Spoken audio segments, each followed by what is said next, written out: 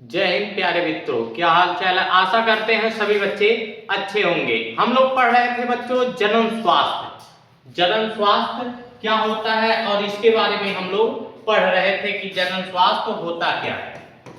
जनन स्वास्थ्य, जनन स्वास्थ्य इसमें हम लोग पढ़ चुके थे जनसंख्या विस्फोट, जनसंख्या विस्फोट, परिवार नियोजन, परिवार नियोजन तथा परिवार नियोजन की विधियां, परिवार नियोजन की विधियां,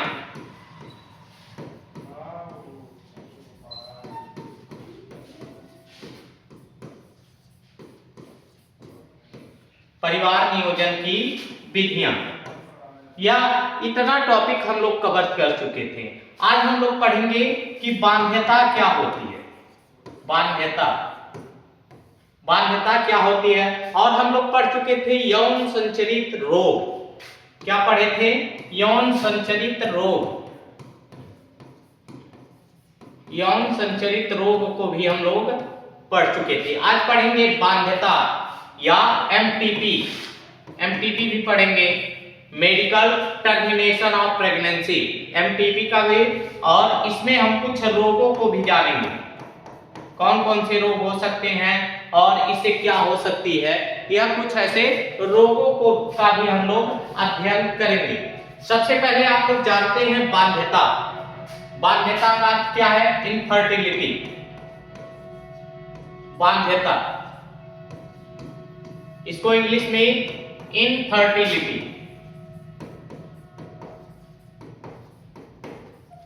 इनफर्टिलिटी। आप लोग गांव में सुने होंगे जिसके बच्चे नहीं होते हैं वो क्या है? आपसी सहवास के कारण, काफी अधिक सहवास के कारण या काफी अधिक मैथुन क्रिया के बाद भी उनको बच्चे नहीं होते हैं। जब वह बच्चे नहीं होते हैं तो वह क्या, कुछ गांव वाले जो अनपढ़ हैं उनको बांझ कहते हैं और सिर्फ महिलाओं को दोषी ठहराया जाता है कि सिर्फ महिला इसमें दोषी है। लेकिन बच्चों अब क्या है, समय बदल गया और आप लोग क्या है, पढ़े लिखे हैं और पढ़ने लिखने के क्या फायदे हो सकते हैं यहाँ पे देखेंगे। बाध्यता क्या है? यह नर और मादा दोनों में कमी हो सकती है। नर और मादा दोनों में कमी हो सकती है। लिखेंगे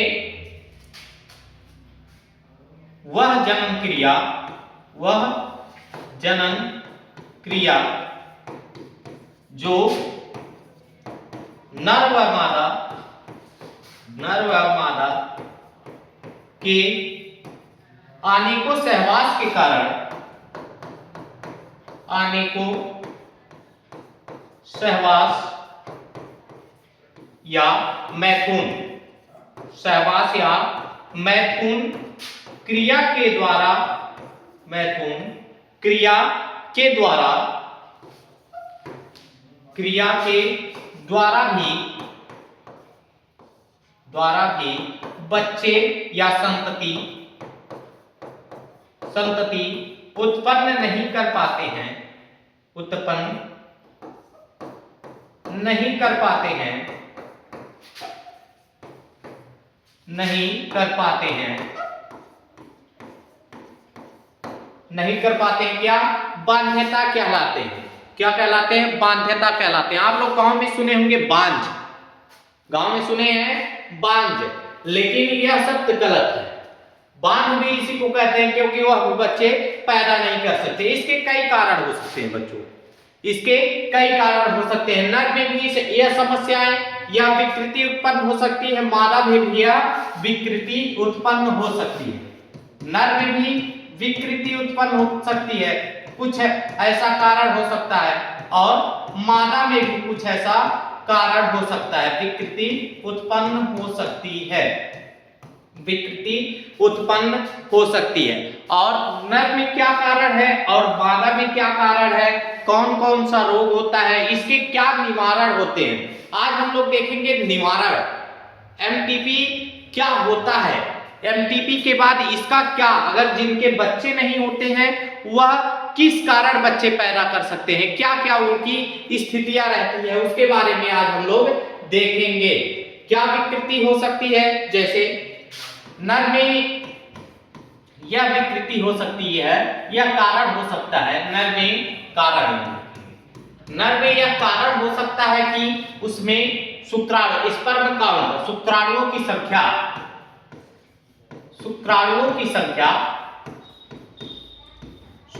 की संख्या क्या हो, वह बहुत कम हो, शुक्राणु बहुत कम बन रहे हैं, या कह सकते हैं जनन मार्ग में समस्या, जनन मार्ग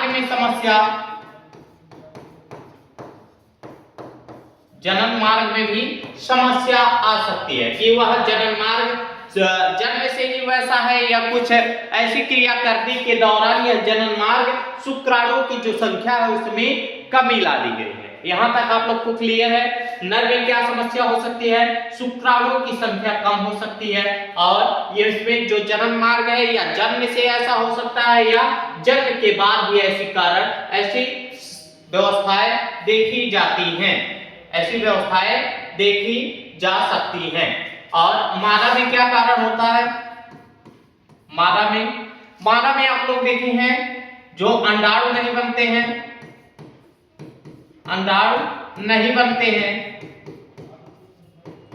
तो क्या वह बच्चे पैदा नहीं कर पाएंगे, वह संतति को जन्म नहीं दे पाएंगे। या दूसरा कारण हो सकता है अंडाणु तो उत्पन्न हो रहे हैं लेकिन अंडाणु जो होते हैं वह फैलोपियन नलिका में नहीं जा पा रहे हैं, फैलोपियन ट्यूब में नहीं जा पा रहे हैं, यह भी समस्या हो सकती है। या इसमें जो शुक्राणु है वह जब इसमें काउंट होगी, संख्या कम होंगी, तो वह अंडाणु से निषेचन नहीं कर पाएंगे। इस स्थिति में भी यह बच्चे को जन्म नहीं दे पाएंगे, संतति को उत्पन्न नहीं कर पाएंगे। यहां तक क्लियर है सभी बच्चों को, यहां तक क्लियर है। तो देखते हैं हम लोग बाध्यता क्या होती है। आप लोग जानते हैं जो बाध्यता या इनफर्टिलिटी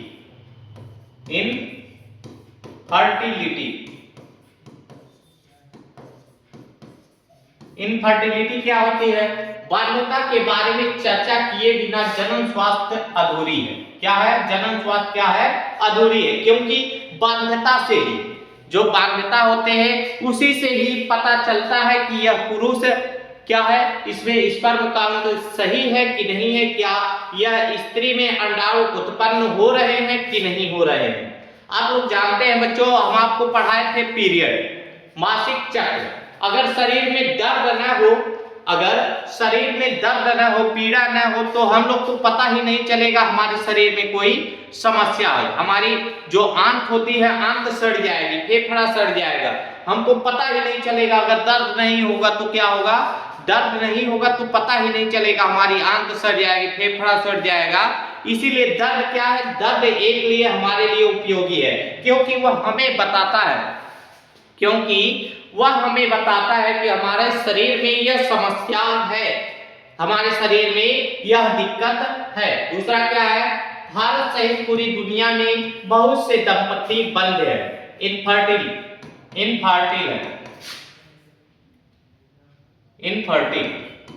बाध्य है। क्या है, बाध्य, अर्थात उन्मुख या असुरक्षित सहवास के बावजूद वे बच्चे पैदा कर पाने में असमर्थ हैं।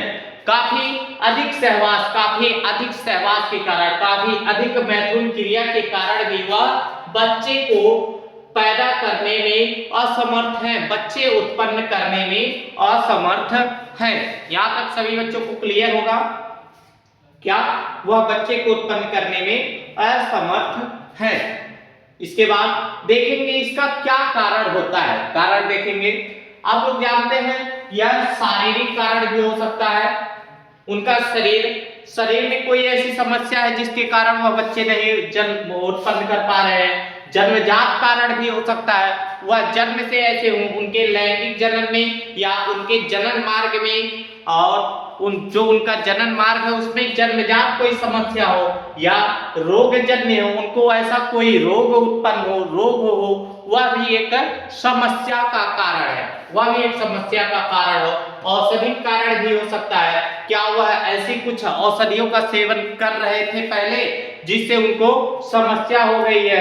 प्रतिरक्षात्मक, जो प्रतिरक्षा करने वाले, जो हमारे शरीर में रक्षा करने वाले हैं, प्रतिरक्षा जो जीवाणु होते हैं वह कम है उनके शरीर में, जो प्रतिरक्षा कम है उनके शरीर में, प्रतिरक्षात्मक कम है, जिसके कारण वो बच्चे को जन्म नहीं दे पा रहे हैं। और कुछ मनोवैज्ञानिक कारण भी हो सकता है, वह दिमाग से पागल हो सकते हैं, दिमाग से क्या है, पागल हो सकते हैं, या कुछ ऐसी कमी हो सकती है।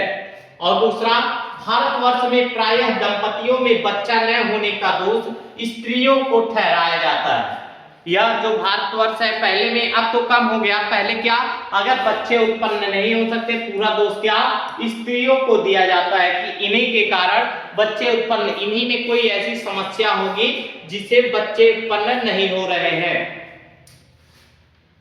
जबकि प्रायः ऐसा नहीं होता है, यह सामान्य पुरुष साथी का भी इसमें पूरा योगदान होता है। इसमें कुछ पुरुष साथी, इसमें जो पुरुष होता है उसमें भी कुछ ऐसी समस्याएं देखी जाती हैं, कुछ ऐसी समस्याएं देखी जाती हैं। यहां तक क्लियर होगा आप सभी को, यहां तक क्लियर होगा। उसके बाद विशिष्ट स्वास्थ्य सेवा इकाई बाध्यता क्लिनिक आदि, यहां पर बनाया गया है बाध्यता क्लिनिक, स्वास्थ्य इकाई, नवोदैनिक वैज्ञानिक क्या है, वैज्ञानिक जांच में सहायता हो सकती है, और इसमें कुछ ऐसे विकारों का उपचार करके दंपतियों को बच्चे पैदा करने में मदद मिलती है। कुछ ऐसे विकार हैं डॉक्टरों द्वारा या वैज्ञानिकों द्वारा जिनकी दवाई बना दी गई है, जिनकी दवाई तैयार की गई है। जैसे, और अगर आप लोग को बच्चा नहीं हो रहे हैं तो क्या, टेस्ट ट्यूब बेबी प्लान करवा सकते हैं, IVF, in vitro fertilisation, in vivo fertilisation, या आईयूटी, इन यूट्राइन डिवाइस हो सकता है, ट्रांसफर भी हो सकता है, गर्भाशय को भी हम लोग क्या ट्रांसफर कर सकते हैं। ऐसे ऐसे कुछ कारण, ऐसी कुछ दवाइयां, ऐसे कुछ तकनीक आ गए हैं, ऐसे कुछ तकनीक वैज्ञानिकों द्वारा बनाए गए हैं। यहाँ तक क्लियर है, यहाँ तक क्लियर है। दूसरा क्या है, फिर भी इसे जहां ऐसे दोषों को ठीक करना संभव नहीं है, वहां कुछ विशेष तकनीकों द्वारा उनको बच्चा पैदा करने में मदद मिलती है। ये तकनीक सहायक जनक तकनीकी ART कहलाती है, सहायक जनन तकनीक ART कहलाती है। क्या, यहां लिखेंगे सहायक जनन तकनीक,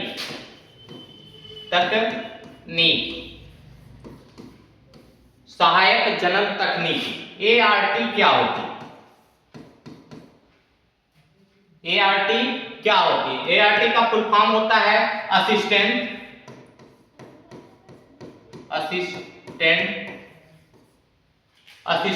रिप्रोडक्टिव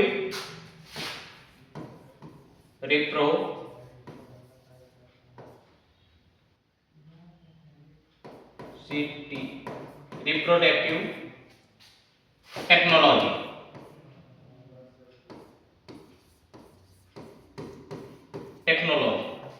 सहायक जनन तकनीक या असिस्टेंट रिप्रोडक्टिव टेक्नोलॉजी कहा जाता है। इसमें क्या देखे जा सकते हैं, यह जो सहायक जनन तकनीक है, यह तकनीक क्या वैज्ञानिकों द्वारा तैयार की गई है, यह तकनीक वैज्ञानिकों द्वारा तैयार की गई है। और हमारे NCERT में क्या ऐसे कुछ तकनीकों के बारे में जिक्र है जो आप लोग देख सकते हैं। यहाँ देखेंगे सहायक जनन प्रौद्योगिकी या सहायक जनन तकनीक, जिसको हम ART कहते हैं, ART कहते हैं। इसमें सबसे पहला क्या है, IVF, ET, जिप्ट, IUT gift, AI, ICSI, IUI। यह कुछ 6-7 ऐसे तकनीकी हैं जिनकी वजह से अगर बच्चे उत्पन्न नहीं हो रहे हैं, इसके कारण बच्चे उत्पन्न कराए जा सकते हैं। IVF तो सबसे प्रचलित माध्यम है और सबसे इंपॉर्टेंट है, सबसे प्रचलित माध्यम है, यह इंपॉर्टेंट है। यह क्या है, कुछ ऐसे नर में होते हैं, कुछ ऐसे मादा में होती हैं। यह जो यहाँ तक जिप्त तक, यहाँ तक क्या है, यह मादा में होती है। यह तकनीकी मादा में यूज की जाती है और यह जो होता है यह नर में यूज किया जाता है। यह नर में प्रयोग किया जाता है। IVF सबसे इंपॉर्टेंट है, जिप्ट इंपॉर्टेंट है, गिफ्ट भी इंपॉर्टेंट है। यह क्या है, 3 सबसे वेरी वेरी मोस्ट इंपॉर्टेंट है। यह फुल फॉर्म भी पूछ लिया जाता है। IVF का full form in vitro fertilisation, ET का full form embryo transfer, embryo transfer, भ्रूण की क्या, भ्रूण का स्थानांतरण किया जाता है। यह एम्ब्रियो का अर्थ है भ्रूण, ट्रांसफर का अर्थ है स्थानांतरण, एक स्थान से दूसरे स्थान तक स्थानांतरण किया जाता है। यह क्या है, GIFT, zygote intra fallopian transfer. Zygote क्या है, युग्मनज, इंट्रा अंत है, फैलोपियन यह ट्रांसफर है, ट्रांसफर अंत, जाइगोट युग्मनज, अंतः फैलोपियन स्थानांतरण। IUT इंट्रा यूरिटीन ट्रांसफर, इंट्रा यूरिटीन ट्रांसफर, अंतः गर्भाशय स्थानांतरण। यह GIFT gamete intra fallopian transfer, gamete का इंट्रा फैलोपियन ट्रांसफर। उसके बाद यह AI क्या है, AI artificial insemination, insemination, artificial insemination. यह क्या है, पुरुष में किया जाता है, यह नर में किया जाता है। ICSI intracytoplasmic sperm insemination, intracytoplasmic sperm insemination. IUI intrauterine insemination, intrauterine insemination, insemination. यह सबसे इंपॉर्टेंट कुछ ऐसे फुल फॉर्म होते हैं जो आपको याद करने रहते हैं। सबसे मोस्ट इंपॉर्टेंट IVF क्या होता है, intra fallopian in vitro fertilisation, या कभी कभी यह लिख के आ जाता है in vivo fertilisation, in vivo fertilisation, fertilisation, fertilisation. और क्या है, embryo transfer, zygote intra fallopian transfer, यह जिप्ट है। IUT इंट्रा यूरिटीन ट्रांसफर, यह क्या है, आप लोगों के लिए मोस्ट इंपॉर्टेंट है बच्चों, सबसे मोस्ट इंपॉर्टेंट है। और यह IVF को क्या कहा जाता है, test tube baby programme, test tube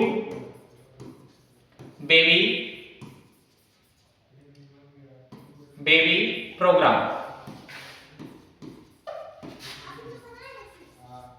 test tube baby programme भी कहा जाता है। यहां तक क्लियर है, यहां तक सभी बच्चों को क्लियर है। इसके आगे हम चलते हैं, इसके आगे चलते हैं, यहां पे देखते हैं कि यह क्या होती हैं। सबसे पहले चलेंगे IVF,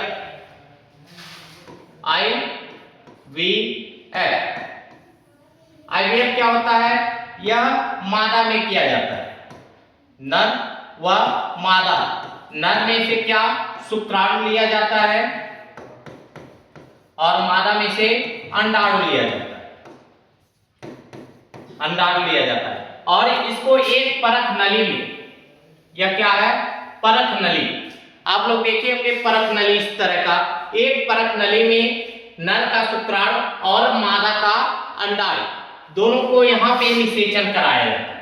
यहाँ पे क्या, निषेचन कराया जाता है। और जब वह भ्रूण में, वह बच्चा क्या, वह भ्रूण में विकसित हो जाता है तो उसको ट्रांसफर कर दिया जाता है। कहां पे, फैलोपियन नलिका में, फैलोपियन नलिका में, फैलोपियन ट्यूब में, फैलोपियन ट्यूब में उसको ट्रांसफर कर दिया जाता है। आप लोग देखे होंगे फैलोपियन ट्यूब क्या है, यही क्या है, फैलोपियन ट्यूब।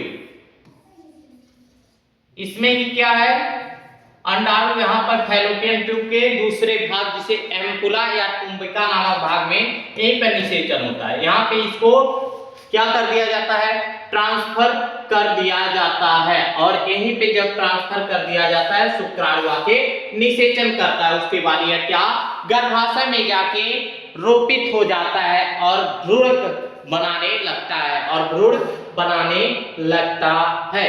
यहाँ तक क्लियर है? क्लियर है बच्चों? यहाँ तक इसको देखेंगे। इस युग्मनज या प्रारंभिक भ्रूण 8 ब्लास्टोसिस्ट तक को फैलोपियन नलिकाओं में, कितने, जब 8 ब्लास्टोसिस्ट बन जाएंगे, 8 ब्लास्टोसिस्ट, 2 से 4 कोशिका, कैसे, पहले यह अकेली कोशिका है, अकेली कोशिका से क्या 2 बनेंगे, 2 कोशिकाएं, 2 से क्या 4, 4 से क्या 8,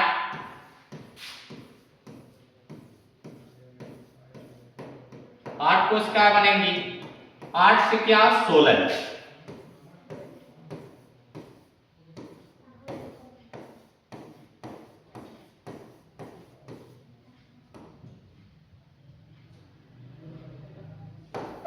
16, यह क्या 16 कोशिकाएं तैयार हो गई। इस स्टेज को ब्लास्टोसिस्ट कहा जाता है। अब यह ब्लास्टोसिस्ट स्टेज को ही कहां पे, वहां फैलोपियन नलिका में ट्रांसफर किया जाएगा, फैलोपियन नलिका में ट्रांसफर किया जाएगा। ब्लास्टोसिस्ट तक को फैलोपियन नलिका में क्या स्थानांतरित करते हैं, ट्रांसफर करते हैं, जिससे युग्मनज अंतः डिंबवाहिनी या फैलोपी, इसको एम्पुला कहा जाता है। फैलोपियन नलिका स्थानांतरण अर्थात जाइगोट इंट्राफैलोपियन ट्रांसफर, JIFT कहा जाता है, ZIFT। इसी को क्या कहा जाता है, जाइगोट इंट्राफैलोपियन ट्रांसफर कहा जाता है। जब क्या, जो ब्लास्टोसिस्ट होता है उसको फैलोपियन नलिका में ट्रांसफर किया जाता है, उसको क्या, जाइगोट इंट्राफैलोपियन ट्रांसफर कहा जाता है। यहाँ तक क्लियर है बच्चों? इसके बाद जो भ्रूण 8 ब्लास्टोमेयर से अधिक का होता है उसे परिवर्धन हेतु गर्भाशय में स्थानांतरित कर दिया जाता है। अगर कोई भ्रूण 16 कोशिका हो गई है तो वह कहां जाएगी, फैलोपियन नलिका में, फैलोपियन नलिका में वह भेजा जाएगा, जिसको क्या, जिप्ट कहा जाएगा, जाइगोट इंट्राफैलोपियन ट्रांसफर, जिप्ट कहा जाएगा। अगर वह 8 से 32 कोशिका हो गई, 8 से अधिक कोशिका हो गई है उसकी, तो वह कहां, वह सीधे गर्भाशय में भेजा जाएगा। कहां पे, गर्भाशय में भेजा जाएगा, जिसको IUT कहा जाता है, इंट्रा यूरेटीन ट्रांसफर कहा जाएगा। यहां तक क्लियर है? यहां तक क्लियर है? इंट्रा यूरेटीन IUT कहते हैं। जिन स्त्रियों में गर्भधारण की समस्या रहती है उनकी सहायता के लिए जीवे निषेचन, in vivo fertilisation, IVF, in vivo fertilisation की विक्रिया कराई जाएगी। भीतर युग्मनज का संलयन होता है, बनने से भ्रूण को स्थानांतरण के लिए प्रयोग में लाया जाता है। भ्रूण को क्या, स्थानांतरण के लिए प्रयोग में भी लाया जाता है। यहां तक क्लियर है? इसके बाद देखेंगे जिप्ट क्या होता है, gamete intrafallopian transfer,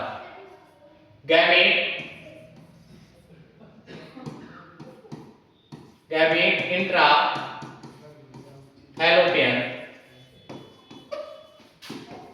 transfer, gamete intrafallopian transfer. यह क्या होता है, जब हम लोग क्या, जो 16 कोशिकाएं वाला भ्रूण बन गया था, 16 कोशिकाएं वाली सेल बन गई थी, उसको कहां पे हम लोग फैलोपियन नलिका में ट्रांसफर कर सकते हैं। जब वह 16 कोशिका बन गई तो हुआ क्या, युग्मनज तैयार हो गया, और युग्मनज को हम क्या, सीधे फैलोपियन नलिका में ट्रांसफर कर रहे हैं। इसी को क्या, जिप्ट कहा जाता है। ऐसे मामले जहां स्त्री अंडाणु उत्पन्न नहीं कर सकती, लेकिन जो निषेचन और भ्रूण के परिवर्धन के लिए उपयुक्त वातावरण प्रदान कर सकती है। भ्रूण के परिवर्धन और उपयुक्त वातावरण यह प्रदान कर सकती है, लेकिन अंडाणु उत्पन्न नहीं कर सकती। उनके लिए एक अन्य तरीका अपनाया गया है। इसमें क्या है, दाता से अंडाणु लेकर उन स्त्रियों की फैलोपी नलिका में स्थानांतरित या GIFT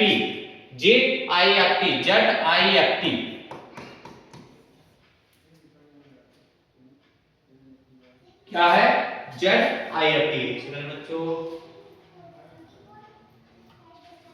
क्या है, ZIFT या GIFT गैमीट इंट्राफैलोपियन ट्रांसफर कर दिया जाता है। उनके गैमीट जो है उनको क्या, उनको फैलोपियन नलिका में स्थानांतरित कर दिया जाता है। यहां तक क्लियर है। इसके बाद देखेंगे कृत्रिम वीर्य सेचन, AI क्या होता है। AI का पूरा फुल फॉर्म कृत्रिम वीर्य सेचन, AI आर्टिफिशियल इंसेमिनेशन। बाध्यता के लिए ऐसे मामले जिनमें पुरुष साथी स्त्री को वीर्य सेचित कर सकने में योग्य नहीं है, इनमें क्या है, कुछ ऐसे कारण हो सकते हैं जैसे स्पर्म काउंट कम हो, स्पर्म की संख्या क्या हो, बहुत कम हो, जिससे उनको बच्चे पैदा करने में, जो संतति है उत्पन्न करने में समस्या होती है, अथवा जिसके स्खलित वीर्य में शुक्राणुओं की संख्या बहुत ही कम हो। अभी बताया बहुत कम है। ऐसे दोष का निवारण कृत्रिम वीर्य सेचन AI तकनीक द्वारा किया जाता है। कृत्रिम वीर्य सेचन या AI तकनीक द्वारा किया जाता है। इस तकनीक में पति और स्वस्थ दाता से, जो इस तकनीक में क्या, पति जो होता है वह स्वस्थ दाता से शुक्र लेकर, उसके शुक्राणु को लेकर कृत्रिम रूप से या तो स्त्री की योनि में अथवा उसके गर्भाशय में प्रविष्ट किया जाता है। उसके योनि से या डायरेक्ट उसके गर्भाशय में डाल दिया जाता है।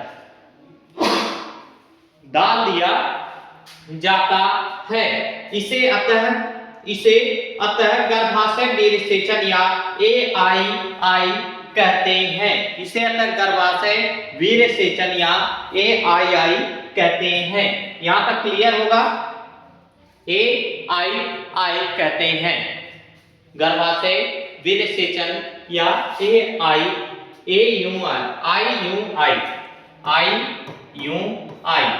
या कह सकते हैं इंट्रा यूरिटीन इंसेमिनेशन,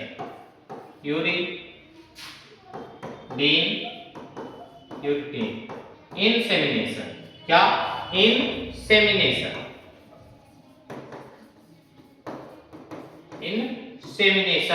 कहते हैं। यहां तक क्लियर होगा सभी बच्चों को, यहां तक क्लियर होगा बच्चों। आगे चलते हैं ICSI इंट्रासाइटोप्लाज्मिक, क्या यह है, इंट्रासाइटोप्लाज्मिक इंसेमिनेशन। प्रयोगशाला में भ्रूण बनने के लिए अंतःकोशिकीय शुक्राणु निषेचन, ICSI अंतःकोशिकीय शुक्राणु निषेचन इंट्रासाइटोप्लाज्मिक स्पर्म इंसेमिनेशन विशिष्ट प्रक्रिया है जिससे शुक्राणु को सीधे अंडाणु में अंतःक्षेपित कर दिया जाता है। यह क्या, किसी इंजेक्शन के माध्यम से जो शुक्राणु होता है वह सीधे अंडाणु से क्या, निषेचन करवा दिया जाता है। यहां तक क्लियर होगा सभी बच्चों को, यहां तक क्लियर होगा। और प्यारे बच्चों, आप लोग जानते हैं कि हमारा बोर्ड एग्जाम बहुत नजदीक है, इसीलिए बच्चों हम लोग को अच्छे से तैयारी करना है और इम्पोर्टेंट टॉपिक को लेकर चलना है। जो इम्पोर्टेंट टॉपिक है हमारे लिए, वह इम्पोर्टेंट टॉपिक हम लोग को लेकर चलना है। इन सभी प्रक्रियाओं का अंतिम लक्ष्य संतान प्राप्ति है और भारतवर्ष में अनेक अनाथ और दीनहीन बच्चे हैं जिनकी यदि देखभाल नहीं की जाए तो वह जीवित नहीं रह सकते। हमारे भारतवर्ष में ऐसे बहुत से बच्चे हैं या ऐसी बहुत सी बस्तियां हैं जहां पर क्या है, बच्चे को खाने के लिए खाना नहीं है, पहनने के लिए कपड़ा नहीं है। ऐसी स्थितियां हमारे भारत में है। आप लोग शहरों में जाइए, वहां पर बस्तियां होती हैं, बस्तियों में ऐसी स्थितियां देखी जाती हैं, ऐसी स्थितियां देखी जाती हैं। हमारे देश का कानून शिशु को कानून गोद लेने की इजाजत देता है। अगर किसी के बच्चे नहीं हो रहे हैं, वह दूसरे के बच्चों को गोद ले सकते हैं कि कानूनी दस्तावेज के द्वारा, या कह सकते हैं अगर अनाथालय में होते हैं ना बच्चे, वहां से भी कानूनी दस्तावेज के द्वारा वह गोद ले सकते हैं। और जो दंपति बच्चे पैदा करने के इच्छुक हैं, उनके लिए संतान प्राप्ति का यह सर्वोच्च उपाय होता है, या सबसे बढ़िया उपाय होता है आईवीएफ,